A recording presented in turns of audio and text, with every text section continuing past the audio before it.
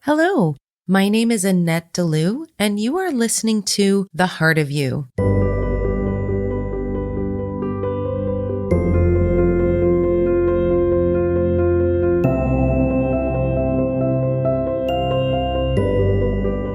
Hello, and welcome back to The Heart of You. Today's episode is really exciting. I am so happy to have Lee and Sherry from Relationship Reinvented on the show today. And the reason why this is so near and dear to my heart is because I have worked with Lee as well as Sherry throughout the course of my spiritual awakening. Both of them have been such an instrumental part in me recognizing who I am, where I need to connect, which is to myself, and also just taking a look at things from an energetic standpoint. And I would like to welcome you to the show, Lee. Thanks for being on. Thank you so much for having us on. I mean, of course, Sherry will join us at some point, but I am so excited for this. We love you so much.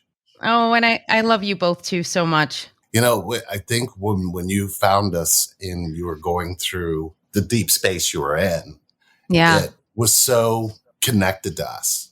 And I don't even know I don't even know if that really explains it, but there was a way that the things that you were saying, the things that you were experiencing, and the way that you were thinking about it all. Yeah. We really felt it. You know what I mean? It was like you allowed us to be a part of that feeling with you.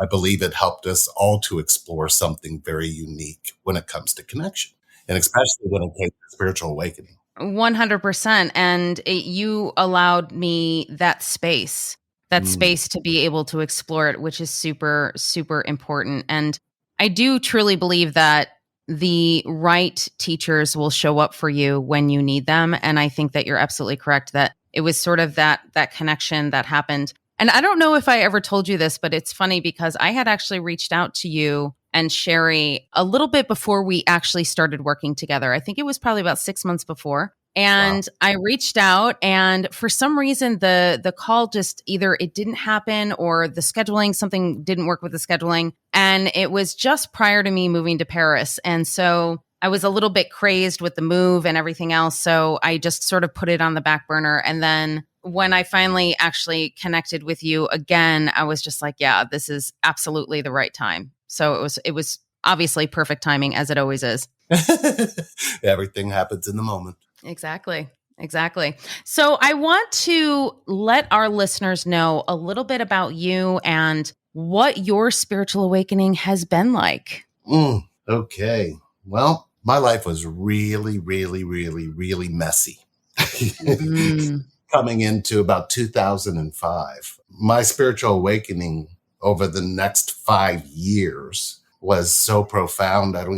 It's even hard for me to recall what I was like before. Sure. Because, up until 2005, right now I'm 53 years old. So just to even think back that far and think back at even the life that I was living all the way up until 2005, I literally was living completely and entirely in my head. What that means is I didn't trust any of my feelings, nor did I trust the feelings of others. Right. I ended up meeting Sherry and I felt something, which normally I didn't like. I didn't like to feel things. I didn't like to trust that I could share that I was feeling things. We kind of got together, but then I kind of ran away from it. I didn't necessarily know. I just knew that something changed. Like I was allowed to be more aware of what I was feeling. Yeah. But I wasn't paying attention to that. For years, I'd never let myself really feel anything. In my childhood, I had learned a lot of things about being smart and getting good grades and, finding a career, all of it was surrounded around education. It was surrounded around making sure that I made the right choices. And literally what my parents really did was instill in me how to survive in this world. Surviving in this world doesn't necessarily mean surviving yourself. Yeah. So being in my head, I was not surviving in my feelings. My feelings were actually in a state of suffering I wasn't even aware of. You reach a space where you don't realize that your connection to yourself is the most important connection you'll ever have. It really is. But we lose that we really lose that because of permissions we never grant ourselves to feel. Yeah. From 2005 to 2007, the way that I was doing things in my career, because I was thriving in the retail industry, I was in retail for almost 26 years. And I was really moving up the ladder in a very strong way. But I realized that I just wasn't fulfilled because I could establish and build these beautiful relationships with customer, company. But then I started to realize I wasn't living that way, not even with myself. Did you find that those relationships that you had through the business and everything else, did you find that they were actually connected, or was it more on a superficial level? I would connect to them, but would not let them connect to me. Ah, okay. Got it. I didn't know that I had that ability. I didn't realize Sure. that was an ability because I thought everybody had it. Mm, And come to find out, I could pick up on other people's feelings and thoughts and those kinds of things, but I never really understood what that meant. I never understood that that wasn't something most people had. right. I ended up sitting, I'll never forget this because my spiritual awakening had reached a point of the activation of the dark night of the soul, which, Yes. which you're never prepared for that. Never. Now I look forward to those. I love those now, but I did not like them, especially when it first happened. So when Right. it first happened, I'll never forget it. I was sitting in a room with 12 people on my team that I was responsible for. And I asked them all to give me the truth of how they viewed me, viewed my market, my managing style, and viewed me as a person. Mm, They were brutal. And literally I thought, okay, I have this ability, but the way that I was with the people that work for them versus how I was towards them was so different. It was like hmm all of the teachings and all of the know-how and all of the things that my parents instilled in me. I was literally the brutal side of that to these people that all work for me. What ended up happening in that space is in my spiritual connection, the dark night of the soul became activated. And I went, who in the hell am I? And it was so surreal because after I got that feedback, I had established relationships with 8 of the 12 because 4 of them ended up leaving the company because they just couldn't take it anymore. They couldn't take me anymore. Mm, That was also another part of the wake up call. So I was going through not sleeping, not eating, not taking care of myself. Meanwhile, this person I'm connected to was not in my life that actually right. woke me up to all of this. Right. So in 2007, I felt like, okay, I can achieve anything, but I don't want to be here anymore because I didn't know Mm. what to do with all of these feelings I had bottled up for years. Did you know that it was Sherry that sort of triggered your spiritual awakening? Or did you make that association at the time or no? Everything pointed to that. Okay, got it. And all my feelings pointed to that, but I was living so recklessly. And I was a man whore back then. Mm. And I'm sorry, listeners, but I got to tell the truth because Yeah, yeah. you definitely can't heal without the truth. The thing 100%. was, I wasn't telling myself that deeper truth. Yeah. And what's beautiful is just to let you know, Sherry did pop in. So we're talking about spiritual awakening. Sherry, how are you? Wonderful. I am so happy to hear your voice. Oh, I'm so happy to hear yours. I missed you. I've missed you too. I'll let him finish what he was saying. So, yeah, kind of let you know what we're doing. So in 2007, I show back up. But at this point, my dark night of the soul, the feelings were starting to really come out. Mm, And that I was on a destructive path. A destructive path in this way would mean that all of the hurt that was really kind of spilling out all of those years was now coming to a space where it was going to spill all the way out no matter what I did. right. And you have to reach that point in the spiritual awakening. Otherwise, you're not going to really get to face yourself and your pain. Yeah. And for me, that was probably the death of who I thought I was. How did your feelings spill out?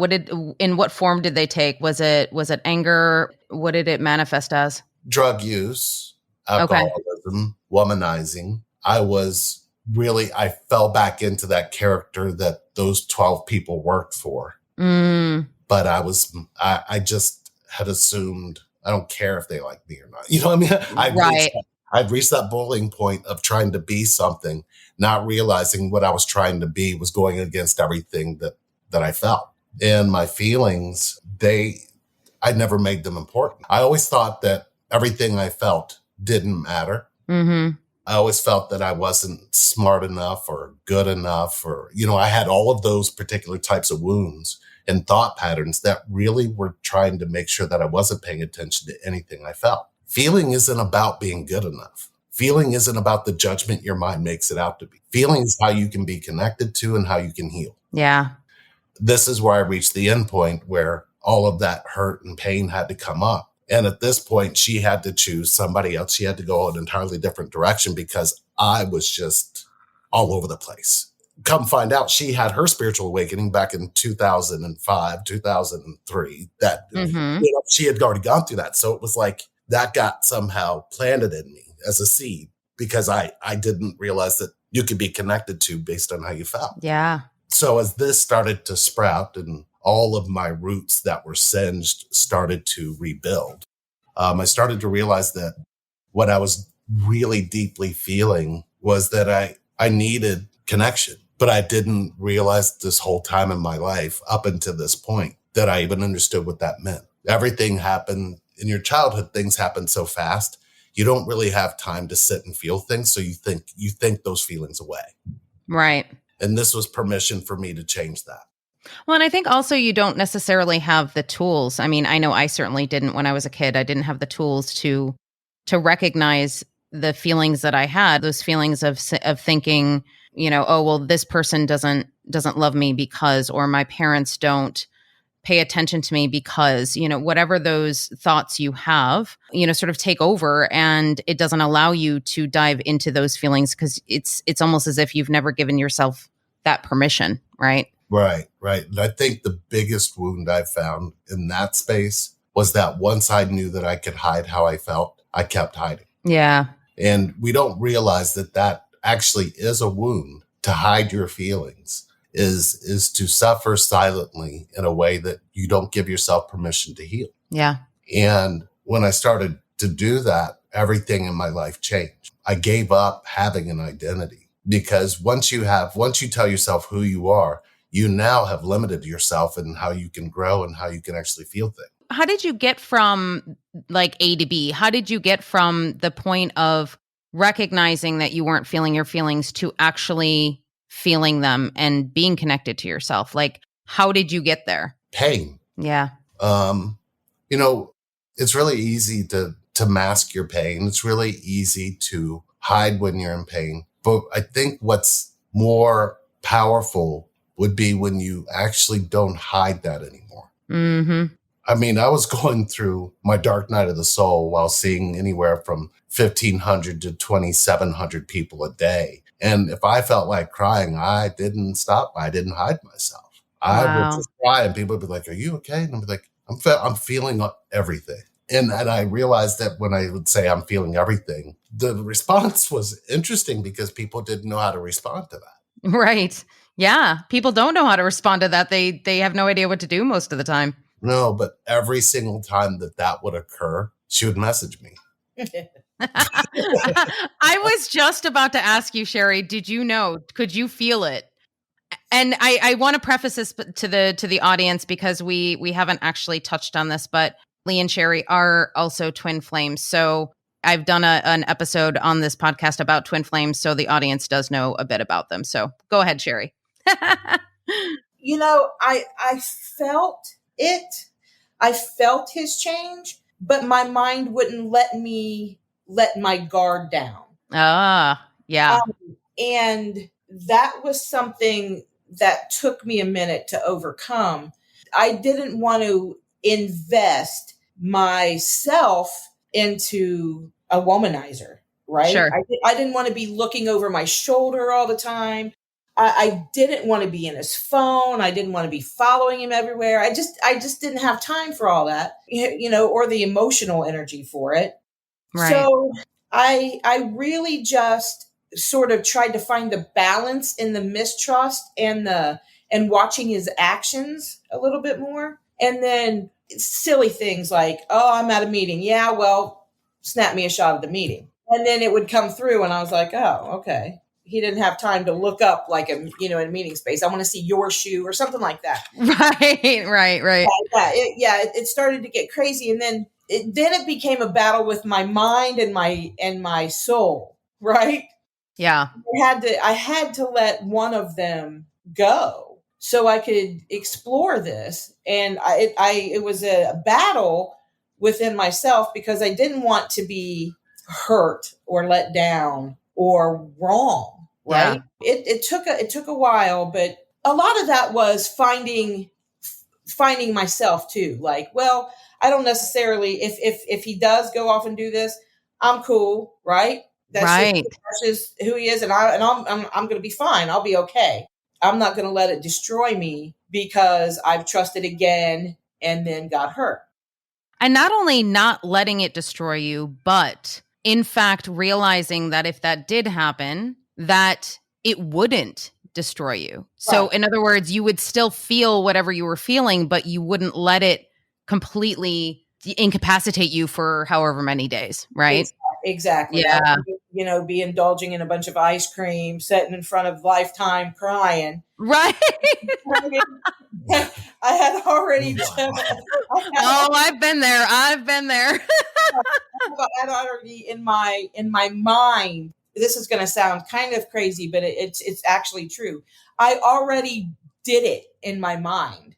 I already went through the hurt and breakup in my mind. Yeah. So I was over it already, right? Yep. And that's what sort of broke me through.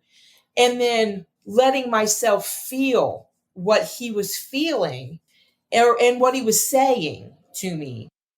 But more so letting him be him in a true manner and realizing that this isn't the same person that everybody on the outside is telling me he is. Sure. And realizing that, this is the most loyal man I've ever met in my life. He's loyal to a fault. And it's beautiful that all this time I've never had to look over my shoulder. I never have to look in his phone. I never have to wonder what he's doing, Yeah. And it's very peaceful and it's very calm. It's a 100% trust. And don't get me wrong, there are times when my mind wants to take over and say, well, it's been a long time. There's got to be something happening. And then realizing that my soul's telling me different, Yeah. and, he does nothing but literally work and work. Yeah. And I love you somewhere in there. Yeah, in there, it's a little bit. What he does now, instead of indulging in other women or drugs or alcohol or any of those things, he sort of indulges himself in himself. Yeah. And in me and in our connection. Mm-hmm. And he doesn't do human things as much as I would like him to.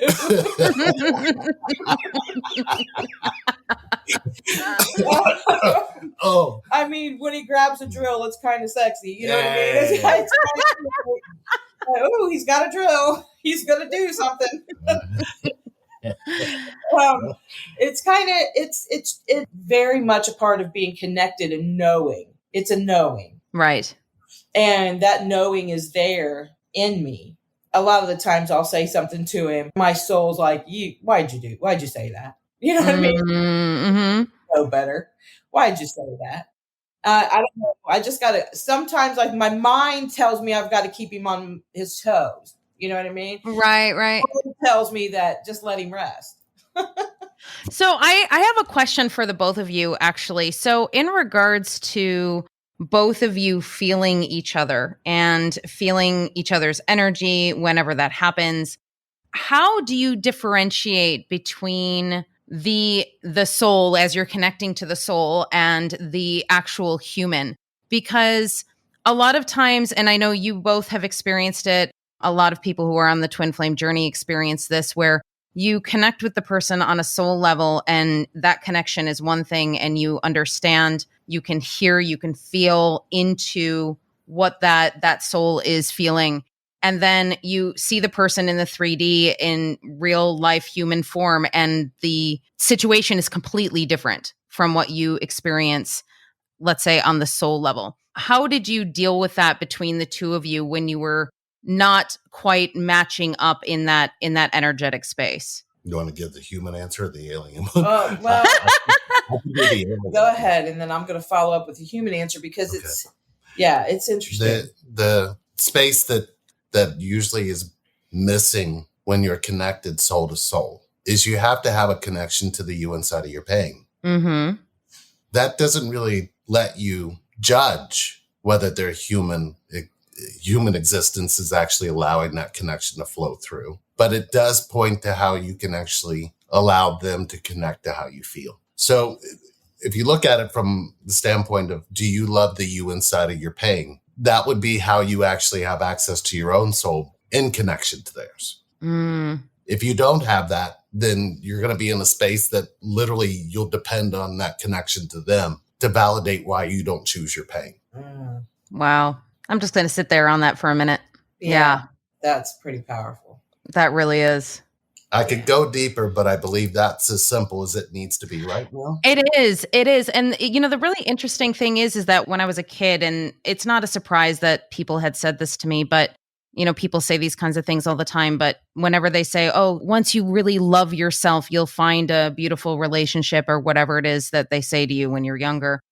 And I never really understood what that meant. I never understood what it meant when they say, oh, when you love yourself. And I'm like, well, I see a lot of people out there in relationships that are not loving themselves, and they seem happy. Like, what's going on with me? So the way that you put it, loving yourself in your pain, if you can do that, that is truly, truly loving yourself. Because it's easy to love yourself when you're awesome, right? I mean, that's easy to do. The deeper aspect of that is, once you love the you inside of your pain, you don't need to love yourself. Because then it becomes clearly undefined, because choosing you inside of your pain rebirths in everything you experience. Yeah. Human beings, and I'm a human being, clearly. So I'm not stereotyping. Human beings are just human beings, and we do what we do. Unfortunately, we have brains and we use them. The brain wants you to make the other person happy. The brain wants you to focus on that other person and fall all over them and do all these things for them to make them happy. Right? Yeah. In the meantime, you're losing you and you're losing yourself.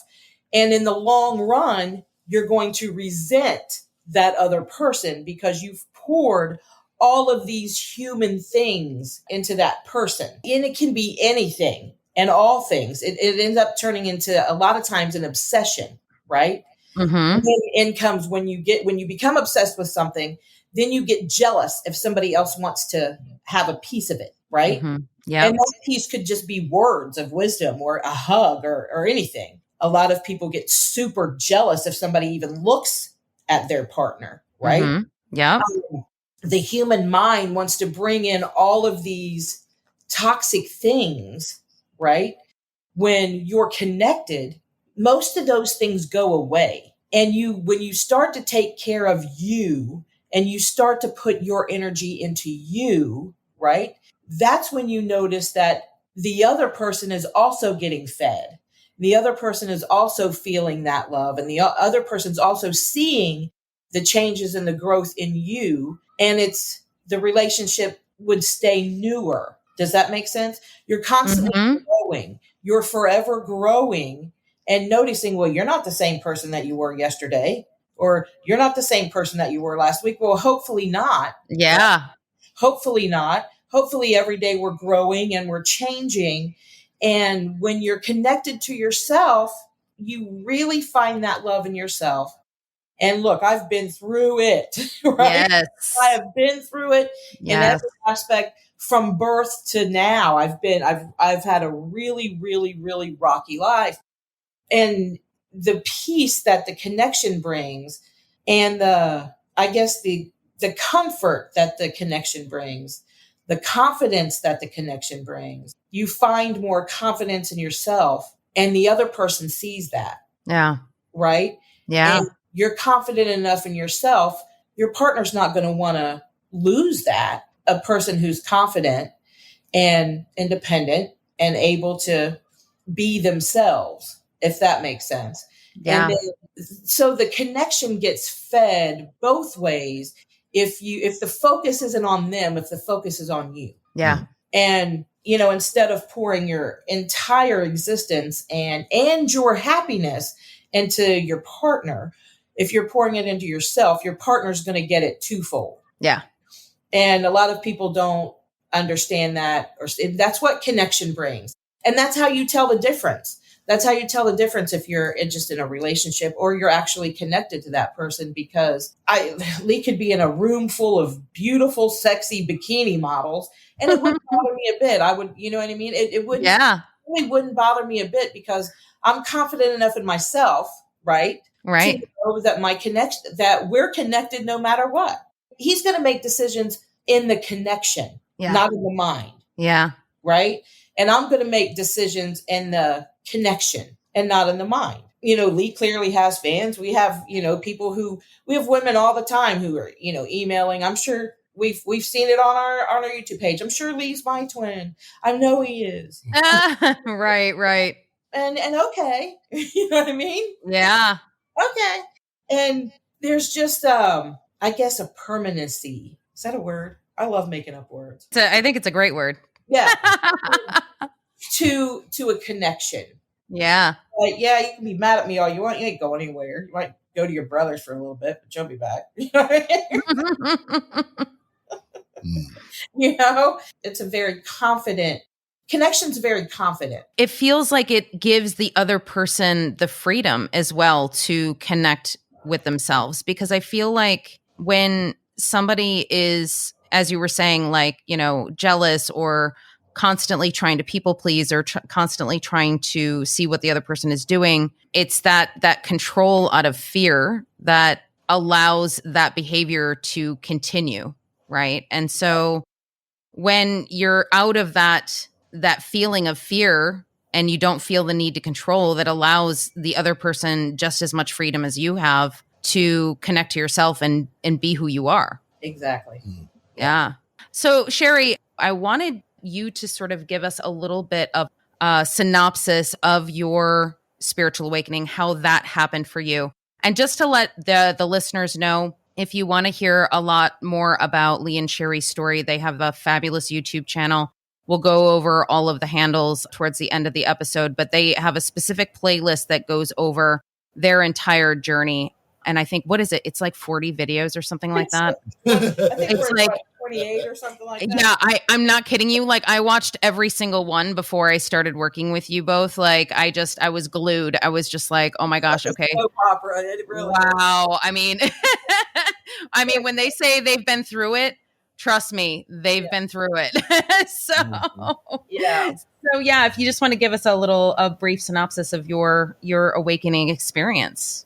I was at a time in my life where I was literally separated from my life and not knowing what direction that I wanted to take in life, really not knowing who I was as a person, the decisions I had made from even as a child to that point. I was questioning a lot of things that had happened in my life and started to go through that. Well, why me? Why did I have to endure so much as a child, as a teenager, as a young mother? I waited to have kids until I was in my very early 20s.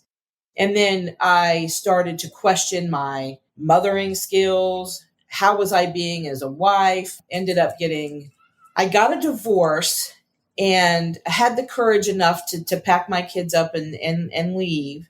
And that was the first step. Then there was, I went into some dating, and then there come a point where I was separated from my life. I was separated from my children, from my family, and I had nothing to do but sit and think.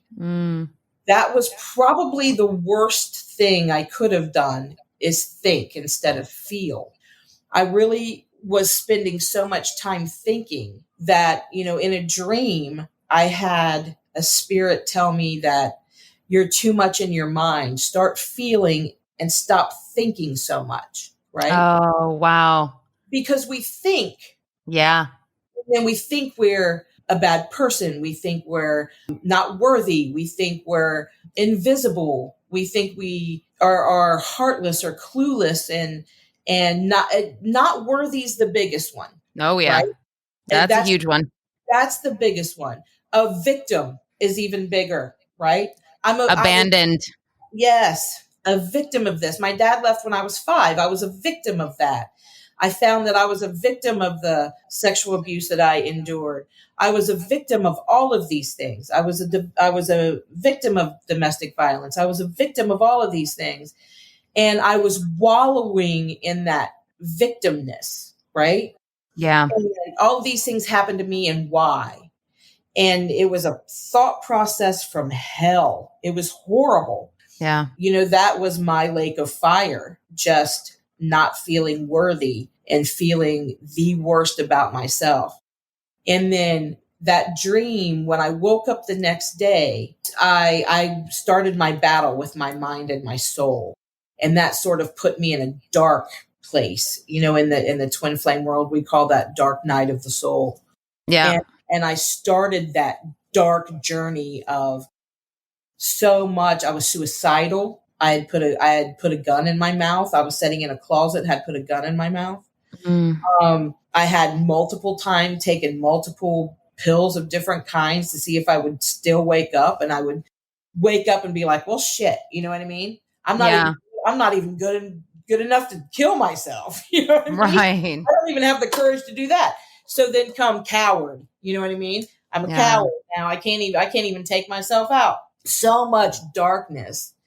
And then coming out of that darkness, realizing that, wait a minute, the spirit in my dream told me to stop thinking so much. Let's try that, right? Because I was willing to try anything. Now, you had already had your mediumship capabilities at this point, right? Yes, I was 4 when I got those. As far back as I can remember, I was 4.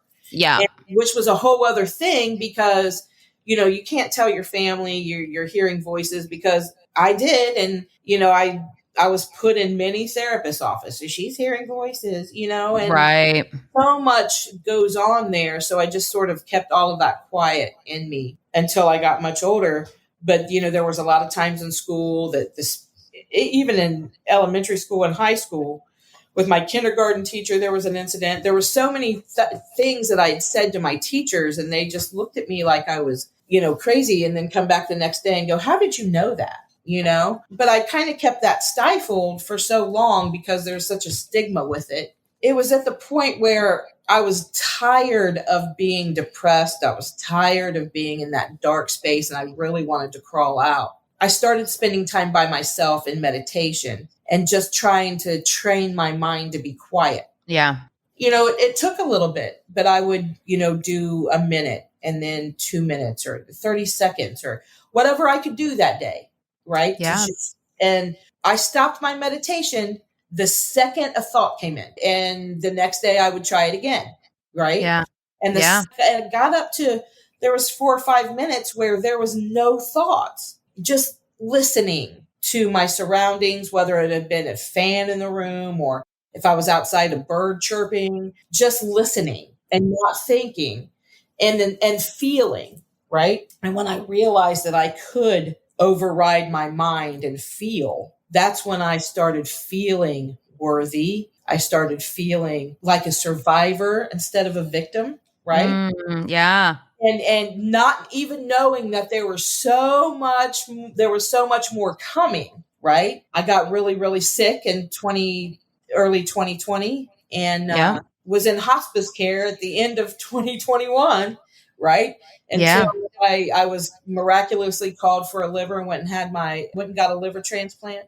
But in that awakening, realizing that I was not a victim of those things, that I'm a survivor of those things, and not holding on to hate or anger, Right. I guess. all those things that are associated with all these things that happen in your life. You want to blame everybody else. And, a lot of it wasn't my fault. Realizing that it wasn't my fault. Yeah. Right. Was a big thing. The biggest thing, and I've said this for years, and you'll probably hear it a million times if you get to our channel, but I had to forgive myself for not forgiving myself sooner. Yeah. Being angry and pissed off and mad at myself, right? Yeah. Because I was holding on to things for so long, and I would keep a file cabinet of things that I could throw back out, right? Oh, Yeah. well, in 1992, you did, you know what I mean? You said. Right. And why is it that, every time we get to a particular place, that when you look back on those particular moments, you're thinking, oh gosh, why didn't I know that sooner? Why couldn't I have done that sooner? Well, Yep. I mean, it happens in the exact right time, I feel. Like it didn't happen because it didn't happen. And that's Right. as simple as that. It's exactly it. It just wasn't time for it to happen. Yeah. There's a time that you get it, and there's times that you try to get it. Yeah. And I think we spend most of our lives trying to get it. Yep. Right. And then there are little nuggets along the way where you get it. Yeah. Right. And then sometimes you fall back down. We're like, I don't even believe in my spirituality anymore. Oh, we've all done that. Yep. I can't even tell you the times where I was like, you know what? This meditation sucks. I'm not doing this anymore. Yep. And realizing that that's what I need, just that amount of silence. Yeah. Yeah. And really keeping my mind trained to just shut the hell up. And so let's talk about the trying for a second, because I love the way in which you and Lee hold the space for all of the people that you work with, including myself, in the way in which there's so much trying going on. And I remember doing it myself when I first started working with the both of you, that I was trying so hard to understand, or to, have the concept of what was being given. And I couldn't get it. And I was just like, I don't understand. And it's like, okay, so, one of my favorite things that Lee says all the time, which is feel. He will just look at you and he'll just say, feel. And that's all he has to say. And you're just like, oh, right. Oh, right. yeah. Right. Okay. Got it. So, and how many times did you have to say that to me before I actually was like, okay. But what I realized was that each time you said that to me, each time those things sort of sunk in, it was like one little notch closer, if you will, to connecting to me. So it's not something that happens all at once. It's not something that you really try to do. It's just something that, in fact, happens. I kind of want to talk about Root Camp right now, because this is something that is 100% life-changing. It was life-changing for me to go through that with the both of you. And I want to talk about how you came up with Root Camp, what Root Camp is, so everybody kind of knows exactly what it is. And sort of towards the end, I'll give a little bit of my experience. As people are listening to this now, the previous episode of the podcast, I did a 1-hour synopsis of my spiritual awakening. So they are already aware a little bit about some of the things that we did. But I just want to kind of give a broad overview of the beautiful, deep work that you do with Root Camp. I'll let you know how it came about. And then Lee has a much better way of explaining what it is. Beautiful. We were talking to people, just doing personal sort of coaching sessions at this point. I believe it was 2011, 2012, something like that. And just spending our time talking to other people. And again, I had a dream, right? And my dreams were very powerful. But in that dream, it was very simple.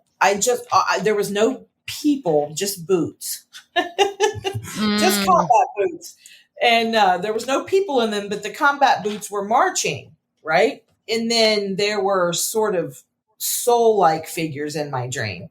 I can remember thinking, okay, this kind of looks like a spiritual boot camp. What is happening here? right?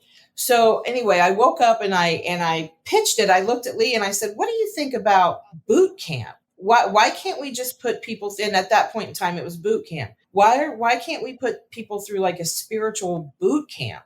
And his eyes lit up like, "What?" Right?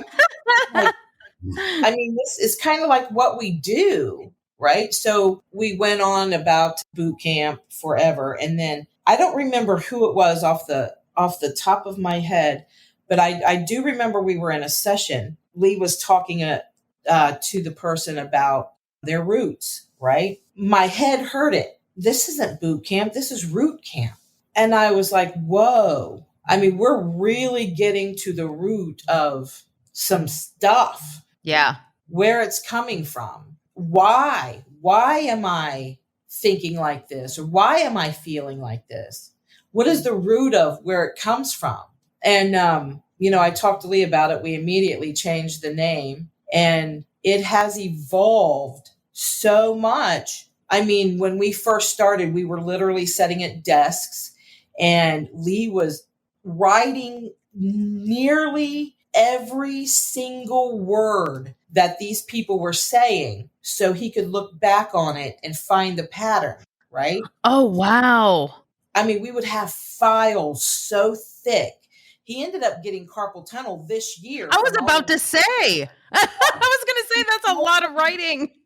Just had carpal tunnel surgery, and he didn't write in shorthand. He was writing in sentences, word for word. Wow. And it was incredible. And then he would see the pattern in what he wrote and let the client know, hey, look, let me show you this, right? Well, now there's no paper, there's no pens, right? Yeah. There's none of that. It's evolved to a place where he doesn't have to write it down. It stays up in that space where he removed all of his thought process. Mm-hmm. There's an there once you learn how to not think, right?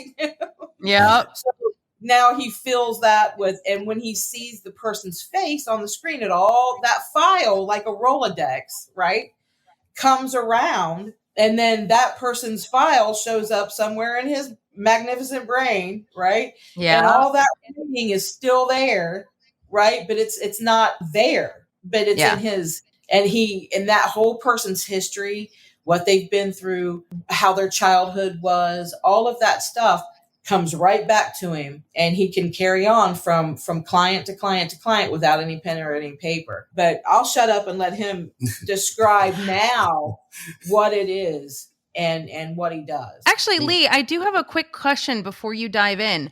It just dawned on me for a quick second, because since I'm doing Akashic record work now, it just dawned on me. Is it possible that you are actually accessing that person's Akashic records? Absolutely. Yeah. Absolutely. I just thought of that. Wow, cool. During the time that we came up with boot camp and root camp, it was quite interesting because on one aspect, she was coming up with what this was and coming up with the questions of what this was. Meanwhile, I'm dreaming of being stuck in Egypt between all three pyramids. Oh, wow. Couldn't quite figure out why I kept dreaming about it. And I would share it with her, and I would tell her it's really interesting because these little orbs are coming out of these pyramids and going into me, and then I'm pulling them out, and then I'm reshaping them and putting them back in. And then the all-seeing eye started showing up, and it was getting bigger in every dream. And every dream, I could go up to it and put my hand on it, and it was like I could just feel everything. And it's like, I don't understand this. But then that dream finally hit me where I walked through the eye. From that point on, it was like I could empty my mind when somebody's talking. But not only do I pick up every word that they're saying, I pick up what their body does when they do it. So I can pick up, it's like an automatic bullshit detector, if you will. But I don't word it that way. I word it as a disconnect, because if somebody says to me, an example would be somebody says, well, my parents didn't care. And I go, so which parent looked you in the eye and told you that? Well, they didn't necessarily say that. Their words didn't say that, but their actions. And I say, so you went to school, got a master's degree to tell yourself what their actions meant, and that's what you came to.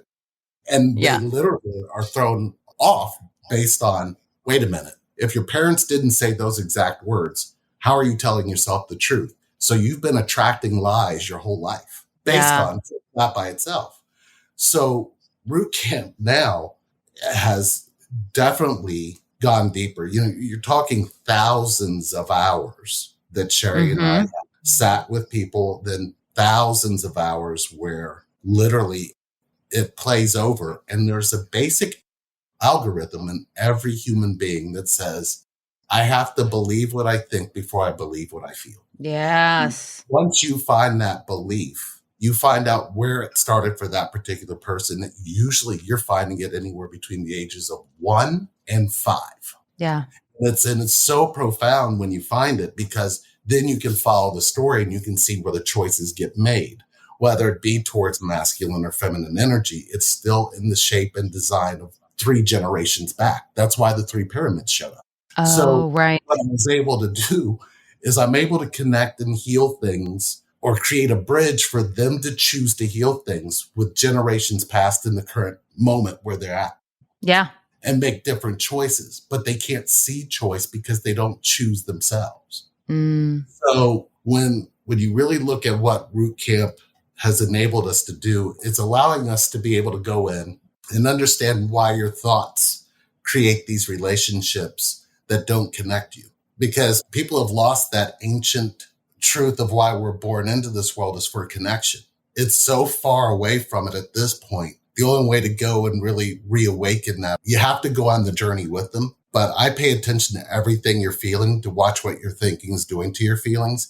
And then I'll fight you for your feelings, because your feelings, your feelings matter. Your feelings matter so much more than your thoughts. But your spiritual awakening is disrupted because of your thought pattern. It's like Sherry said. Sherry said, I shut down my thoughts to see how long, and she'd get 4 or 5 minutes. But enabling that, when we came into connection, or when we came into each other's energy field, it awakened that in me. And it was driving me batshit crazy because I lived entirely in my head. You know, all of the relationships that you're in your head about. You literally will tell yourself, I'm going to make the other person happy without asking them what makes them happy. Right. Yeah. That is the only definition of what a relationship is. It's like they're saying, I'm going to make them happy by doing for them what makes me happy, without knowing what makes them happy. Without even knowing what makes you happy. Exactly. See this madness? Right. But what would make you happy is if you let somebody in your feelings. Yeah. What would free you is letting somebody in your feelings. But you don't even invest yourself in your feelings. You invest yourself in your thoughts about your feelings. So to try to break that, to break into that, you have to go to the root. You have to go to where you learned it. You have to go to that moment. And it's usually interesting because the first questions we ask you in Root Camp, all the questions we ask you, the 11 questions at the beginning, really kind of set the map for where you got lost in connection. Right. And then now it's an exploration of, okay, if you were able to go back and actually feel those feelings, would you think the same way? Yeah. And we realize that you can't heal what you feel if you don't access the thoughts that are making you stay away from that feeling. Because it has a profound experience in how you're connected to yourself and how others can connect to you. Once you realize that you buried a feeling and you've been literally making choices off of keeping that feeling buried, not even accessing the feeling anymore. Right. So how's anybody going to love you if you're doing that? How are you loving you if you're doing that? Then you teach everybody you're in a relationship with how to do that to you. And you get mad at them for what you taught them to do. Exactly. So in Root Camp, and even what I'm sharing with you here, it can be much more profound, because when you actually are sitting in those feelings with somebody who's connected to that feeling with you, and they won't let you leave it, you can't think the same anymore, because now you're wrong. And the most beautiful experience you can have in finding your own independence and setting yourself free and setting your spirituality in a space that's more important than your thought patterns, you'll find that you have to sit in the feeling that you can actually sit with somebody and they won't let you leave the feeling. Right. That's actually called healing.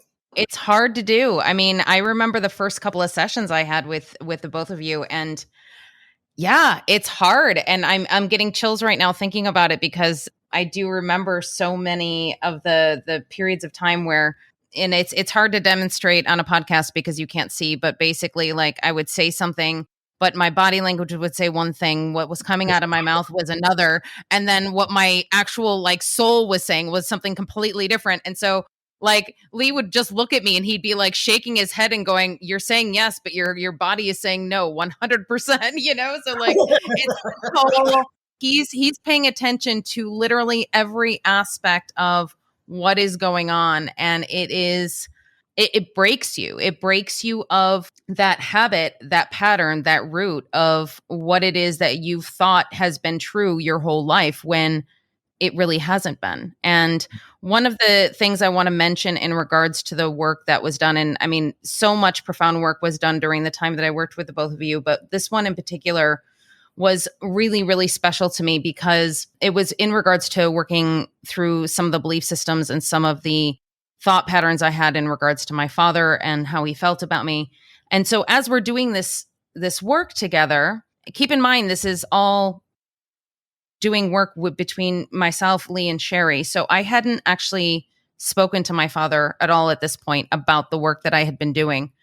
And I had been doing all of this stuff, and all of a sudden he called me after one of our sessions and just started completely telling me all of these things that he had never told me before. He started opening up to me about things that he was really hurt by when he was a child, like all of these things that he never would have shared with me in the past.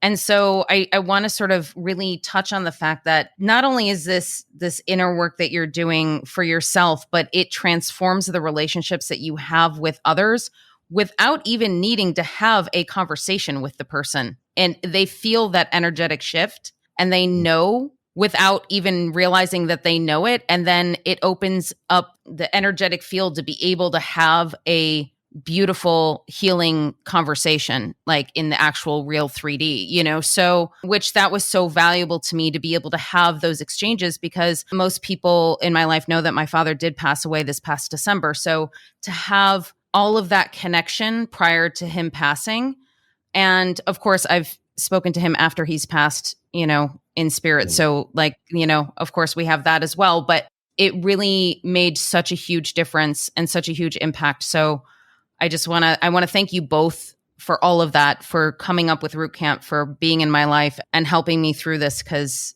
wow, it's incredible work. Your healing is the thank you. Yeah. Okay. Your father, it's quite interesting because you had this block where you weren't letting a man you're connected to inside. And yeah. I remember specifically when you broke that. I remember that. Yeah. I remember the feeling of it. And I remember, I believe we both cried.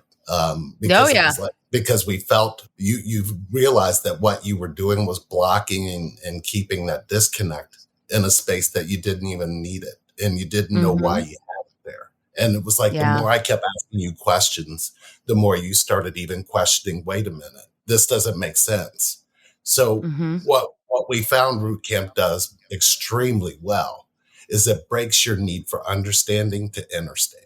Because if you keep trying to understand, you keep creating these thought patterns that circle what the feeling is rather than going into the feeling so you could break free. And when you broke that free, your father felt, oh my God, I got my little girl back. And I'll never forget how that made me feel, because when we talked that time after, it was like the floodgates were open. It was like 100%.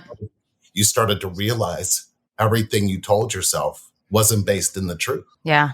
And that's the most important and the most powerful part of healing, will be realizing that the feelings that you're carrying are more important than the thoughts that are keeping you from actually accessing them. Yeah. That's what's so beautiful about it. And of course, it goes way deeper than we could even tell you, because it really depends on if you're ready to heal your hurt. Most people will find a need to keep their hurt alive because of the choices they're currently making, which never made any sense at all. Yeah. Now, have you ever come across a client or a person that you have been working with who you've not been able to show that connection, where their walls are just so big that you've not been able to sort of show them that connection to themselves? No. I didn't think so. I didn't think so. No. And let me tell you why. Because by the time they get to us, they're so tired of Yeah. keeping that. So, and literally, it's not even us that breaks that wall; it's them. You know what I Yeah. mean?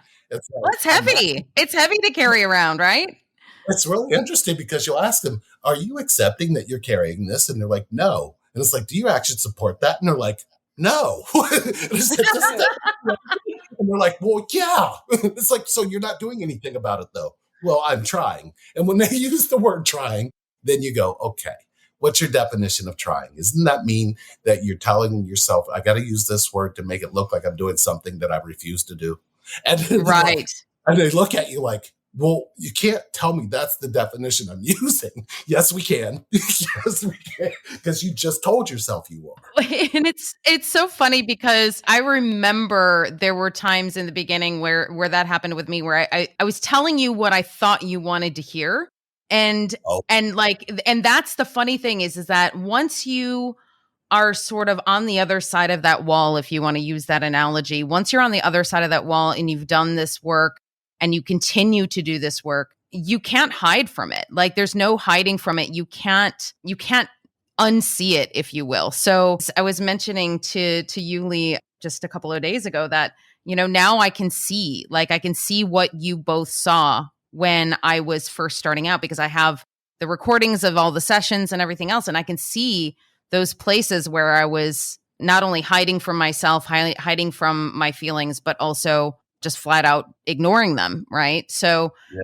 it's fascinating to be able to see that. And in fact, you actually also have a training program for relationship reinvented coaches, which I also took that coaching program. I also would like you to sort of tell our listeners who may be considering going into some sort of So coaching practice what they would do if they wanted to go in the direction and be a coach for relationship reinvented. a couple of things that we've been able to realize, like if your root camp, when you go back and you watch it, Mm-hmm.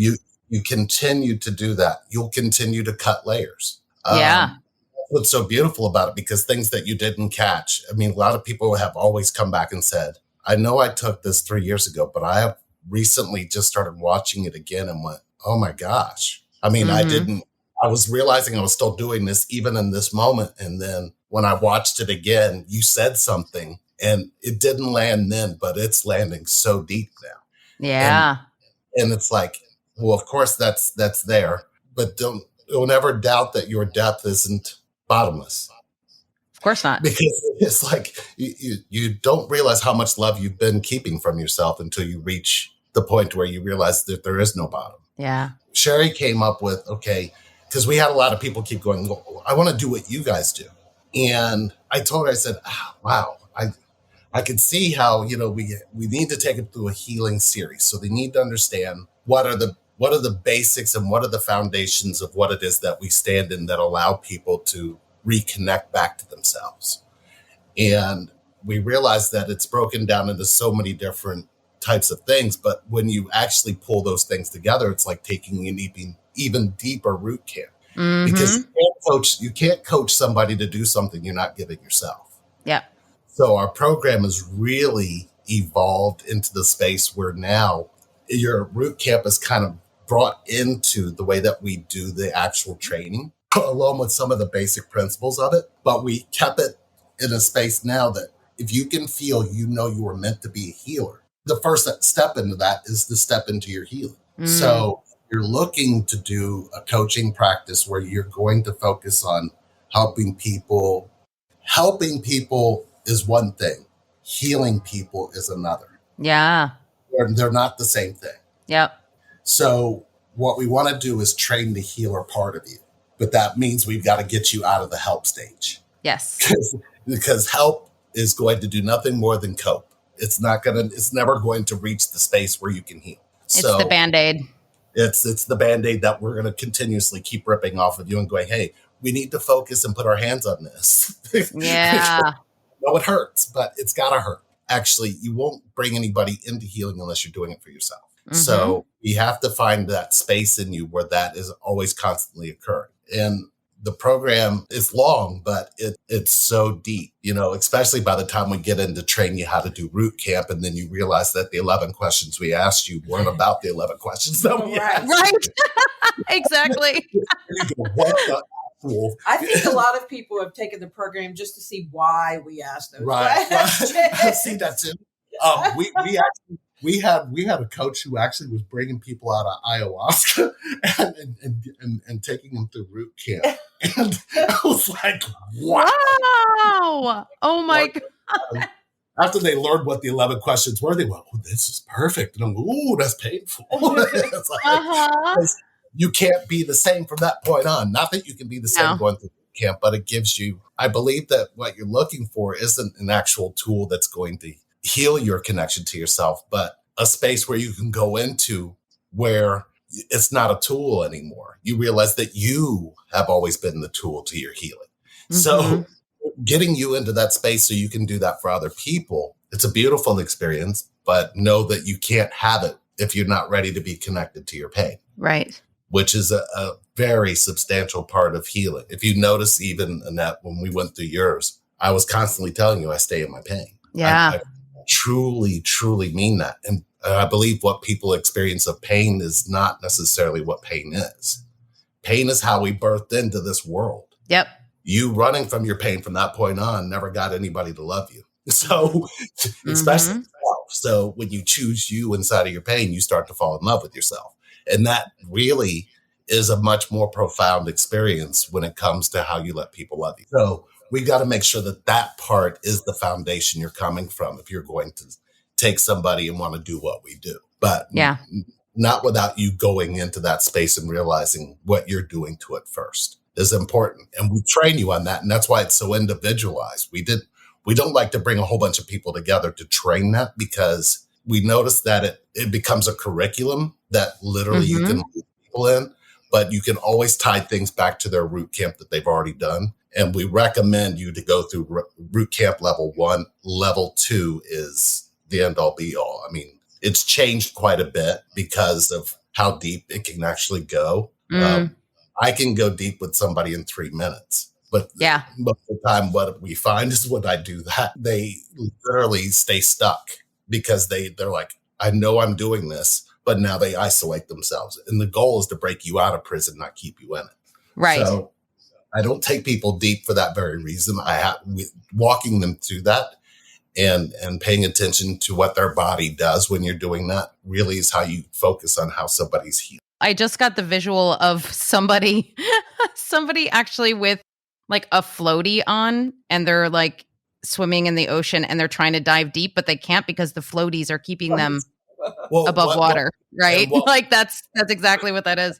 That's a beautiful way to look at it. But when we find them, they're trying to blow air in the floaty. Oh, right. Right. It's like, hey, your floaties aren't keeping you afloat. And then you just have to make them realize you're not in the water. You are the water. And they don't, that's the concept that's so hard for them to get right off the bat. Yeah. If I remember correctly, I think I did 2 rounds of root camp before I decided to do the coaching program. And so when you first went over the 11 questions, as you were saying, like, I was just like, okay, we're going to dive into this. And like, I thought it was going to be, something where I was going to learn sort of like the secret, or as in the Wizard of Oz, the man behind the curtain. And then basically what you showed me was more root camp. And I was like, oh, right. Yes. Okay. No, now I get it. Like, if you notice at this point, I already knew how you like to learn. So it was exactly. I knew you were hard-headed in there. So I knew that I needed to get past the hard head to get to your feelings. He might have taken a coloring book. I don't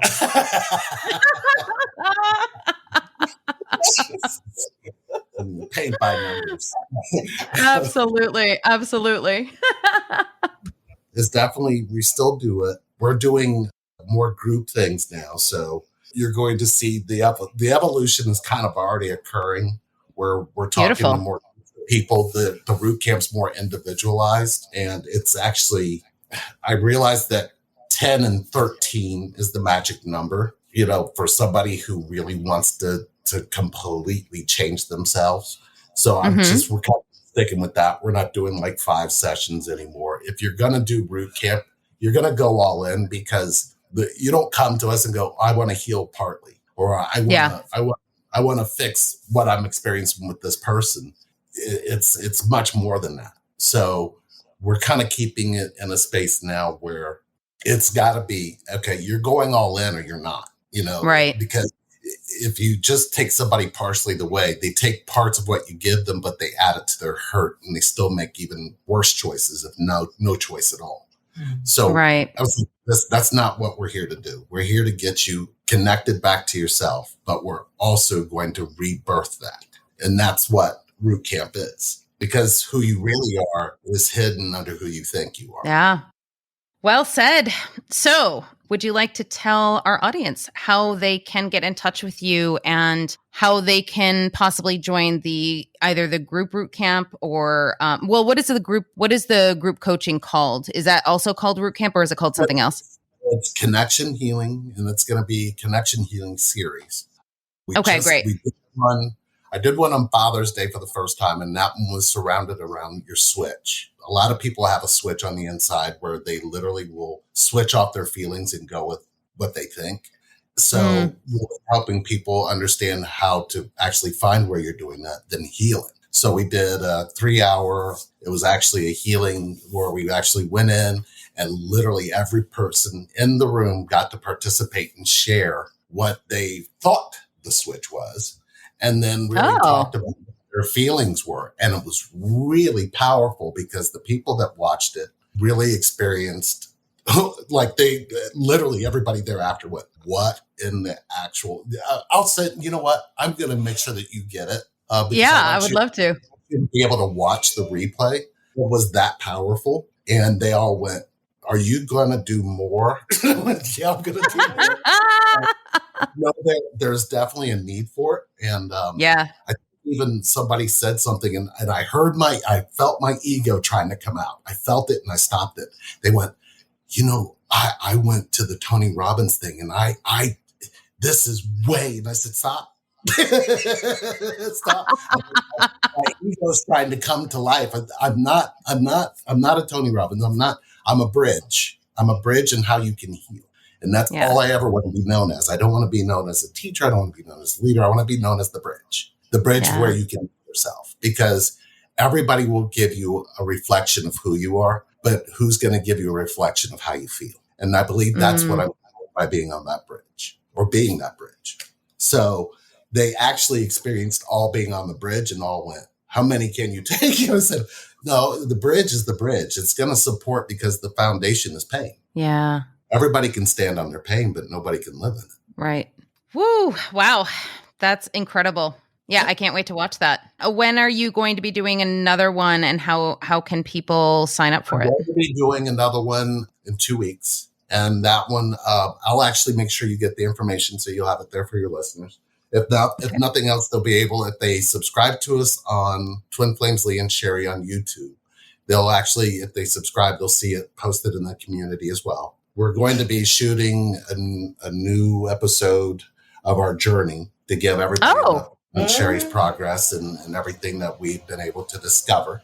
So it's going to be quite beautiful, but we're here. We're not going anywhere. We're the bridge. And your website is relationshipreinvented.com, correct? Yes. And that is going through an overhaul. Oh, lovely. It's going through an overhaul. It's still there. It's still there for now. We're going to be separating the WordPress that originally started the kind of Relationship Reinvented. It's going to be its own separate entity because that blog has so much powerful writing from Sherry and I. Yeah. We realized it needs to be its own separate thing. So I'm feeling like that will be back at, it's going to probably be twinflamesleeandsherry.wordpress.com. Yeah.